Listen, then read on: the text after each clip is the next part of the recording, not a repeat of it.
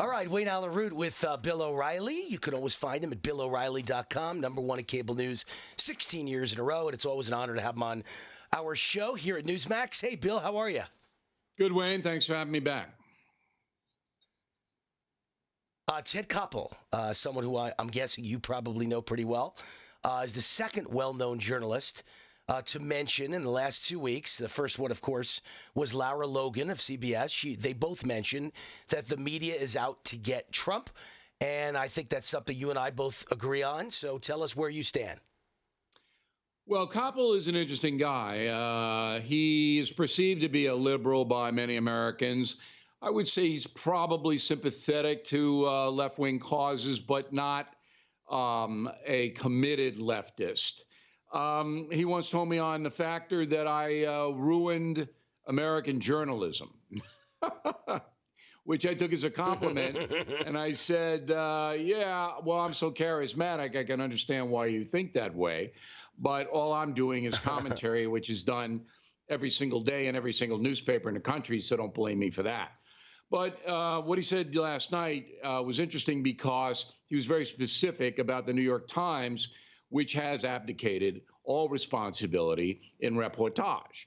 The New York Times publisher, the Salzberger family, firmly believes Donald Trump is a threat to the nation. So they justify their coverage of him, wall-to-wall negative, by saying, hey, we're just looking to protect America. Their reporters know they are not to bring back a positive Trump piece. I mean, when was the last time you saw how great the economy is in the African-American precincts? Why isn't that story on the front page? That's a pretty good story, isn't it? Where is that story? It is, yeah. I could give you 20 more. You'll never see them. So Koppel's right, and he's shaken the left-wing establishment press up, because he could have continued, and he did mention the Washington Post, which is almost as bad as the New York Times, but NBC News is horrible. CNN is a disgrace, and on and on and on. So this is a good thing that Koppel's out there saying what he believes. Agreed. You wouldn't believe, by the way, Bill, I went to Columbia University. The amount of Columbia graduates that I went to school with that are now in charge of running major media around the country. I get the reports 4 times a year at Columbia College Today, where your former classmates are and how they're doing. They're all infesting the media, and everyone I knew at Columbia called themselves a communist or a Marxist or a socialist proudly. So that's who runs the media.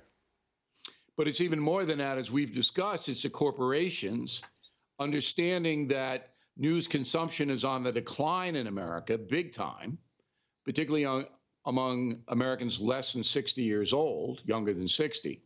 And so they target certain audiences to make money. So CNN has said, you know what? We can't cover the news anymore because people won't watch it. So we can only be left-wingers because then we can attract left-wingers to watch and we'll make money. MSNBC was a failure for 14 years. Until they decided to go far left. And now people in San Francisco and Seattle watch them. So it's a moneymaker. There is ideology involved, as you're pointing out. There's definitely that, because they don't hire people who aren't left-wing ideologues. But the primary motivator is the coin. Right. But they're all getting lapped by Fox News. That's why we discussed this the last time you and I were on Monday. It's amazing to me. Not anymore.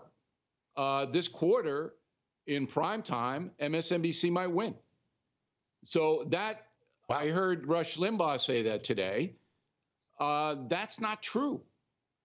Fox News ratings are on the decline, and fairly significantly, particularly among 25 to 54. Yeah.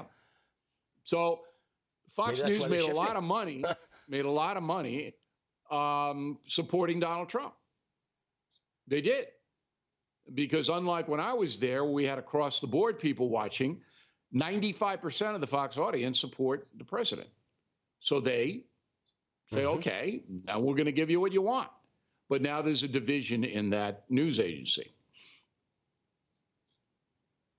Let's talk about Devin Nunes. He's suing Twitter for defamation, saying there's an orchestrated effort to censor conservatives. And I agree with him. I see it happening on my Twitter page. I see it happening on my Facebook page. There's no question about what's happening. So is he looking for money? Is he looking to make a point? Is he just trying to embarrass the social media companies into stopping the censorship? And will it work? Well, I think the latter, embarrass the companies to stop doing this, is the main drive of Congressman Nunes' lawsuit.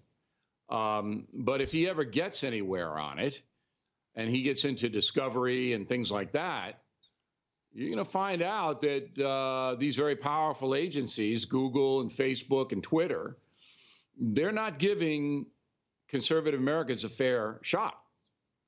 And that's pretty big in this age of social media. So I applaud Nunes for doing what he's doing. I agree with you, it's happening. And the American people should know about it. And I hope it's a class action suit because I want to jump on board because I know it's happened to me. I can tell you that. All right, Bill O'Reilly, great stuff as always, and everybody appreciates you. You should see my fan mail. Every single time someone writes in, and now it's starting to be thousands, it's amazing how often they mention, we love the interview with Bill O'Reilly. You two are great together, and we really appreciate it. So people really love you, Bill. They really do. Thank you for coming Wayne. on. I appreciate that.